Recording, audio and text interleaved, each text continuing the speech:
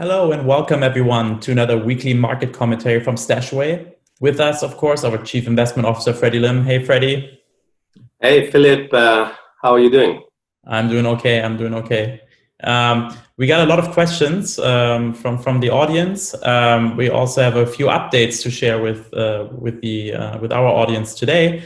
Kind of building up from last week, Freddy, right? So let's get straight to it. We already shared some great news on the vaccine on last week's talk, but there is more, right? You want to explain to the audience what that is? Well, the other contender with the Pfizer BioNTech version of the vaccine also released its phase 3 trial results, and it has 94% efficacy, very similar results to the BioNTech version. The only big advantage with the Moderna vaccine is that the deep freeze storage issues is not there.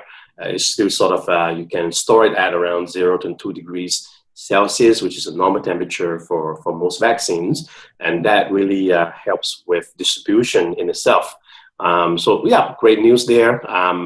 They also released, I think the Pfizer BioNTech as well, they have released the safety data from those trials as well by now, and Moderna in coming weeks would be doing the same. And if that goes well, by the end of the year, another month to go, we have a fast track approval for these two vaccines. Oh, absolutely. And I think, is this where you're seeing the stock market react currently, right? Like we reached new highs, I think, on Monday this week, right? Is this mostly driven by those vaccine news, you think? Well, in my opinion, the markets did go up, but the momentum is sort of not as strong as I believe we would have been. And I think the biggest issue is there's a rebalancing that's happening between different sectors in the index. And in particular, we call it sector rotation, where there's been a lot of fund flows out of technology names. They've been doing very well during the pandemic, and into beaten down sectors, more traditional sectors that actually may have a chance of bouncing back now.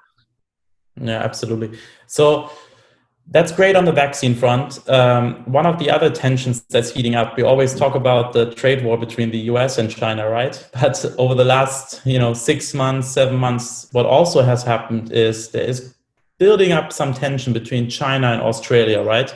And I think it came to like a screeching halt this week when the Prime Minister, Scott Morrison, went to Japan. But maybe you can let listeners know a little bit more about why is it an important trade route between China and Australia, and what's going on there at this moment?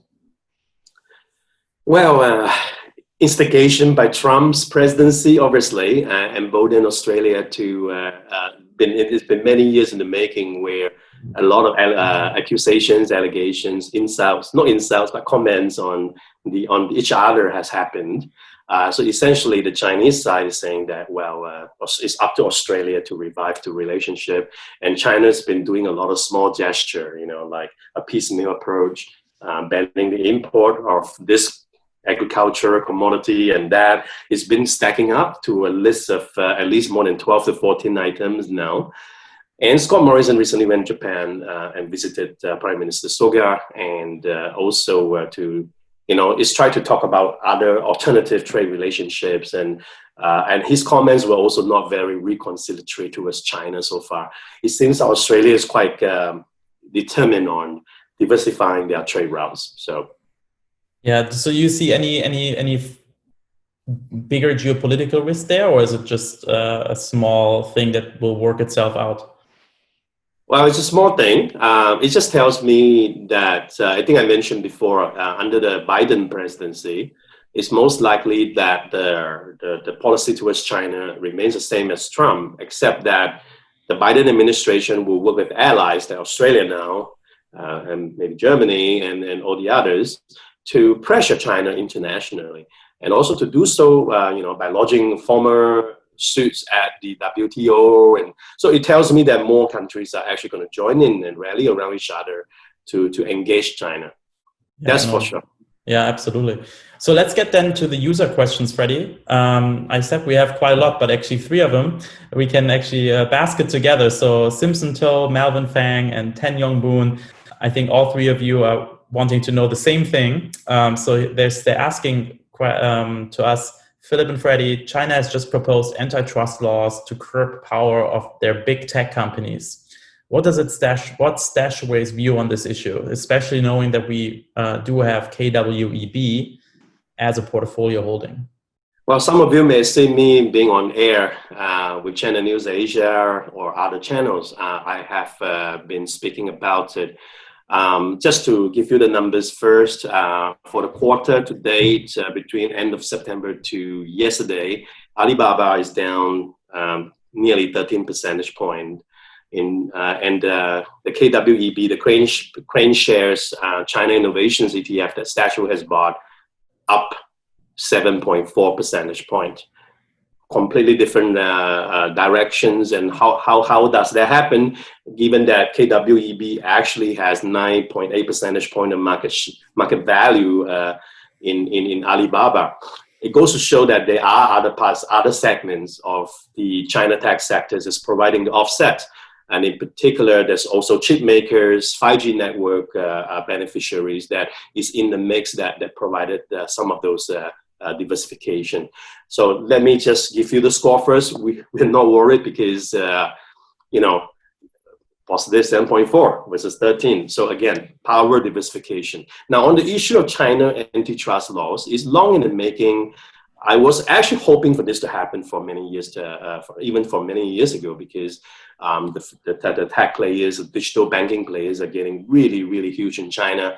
And they're getting away from the traditional banking requirements on deposits, balance sheet, insurance, and how safe are they? And they compete ferociously on acquiring user by sponsoring a lot of rewards programs. When you park cash with this digital banking entities or micro lending entities, you're getting a crazy high amount of yield. And so from a regulator angle, it's actually about risk management before these entities are allowed to go into a public listing, the IPO. China is not going to change its view on trying to bring back more tech players to Hong Kong and China exchanges. That remain unchanged. They don't want to queue it. Why would they? The thing is that they want it to be healthier first before that happens. It's really about consumer protection, and aside from all the rumors of Jack Ma's comments on the regulators and all that, but actually when I look at the actions in the laws, it's really about consumer protection, data privacy. Finally, like that's been on the table for a long time, and also collusion among firms to beat out smaller rivals. And also, lastly, listing requirements. There's a lot that goes in there. For example, a lot of internet companies use certain structure called VIE, variable something entity, variable interest entity to list in overseas, and the accounting hasn't been very transparent. And the US has been having these issues as well. So they want them to come back and list in domestic exchanges with more transparency, with more consumer protection. That I welcome. Great. And the other question we got was from Sebastian, Freddy. He's saying, hey, both, thanks for the insights. He has more of a feature request and is asking, can you introduce a segment in the show where you discuss positions in the StashAway investment universe that have undergone significant movements? Think +5, -5% or more in the previous week. This way, you could discuss recent economic developments and it becomes more apparent how these affect the portfolios. Yeah, actually, that's a fantastic suggestion. Thank you, Sebastian. And I mean, you probably wouldn't get a lot of +/- 5 percentage point over the week, but it does happen quite a few times this year. So they could actually invite interesting topics on air. We will definitely take that into considerations. But it's also, if I think back on this a bit more, our investment universe is a bit more complex because everybody's portfolio has some differences in asset allocations. And if I may expand it to include everybody's portfolio, the list then gets bigger. But it's still not big enough to include everything in the world under the sun. And we may actually, by using this approach, still be missing certain important topics that Philipp and myself are talking on air. We try to look at the overall the world as it is, without trying to constrain ourselves in the universe. But I think we can combine the two approach to make it more interesting. So definitely is definitely a great suggestion. Absolutely. We'll take it into account, Sebastian, and you'll see, maybe in the future, you'll see one of those segments featured from you. With that being said, thank you, Freddy, for everything. We do have a few things to share with you. We also have upcoming webinars. In Singapore, we actually have a StashAway investment certification program that's running for the first time on the 21st of November, 9:30 a.m. to 12:30 p.m.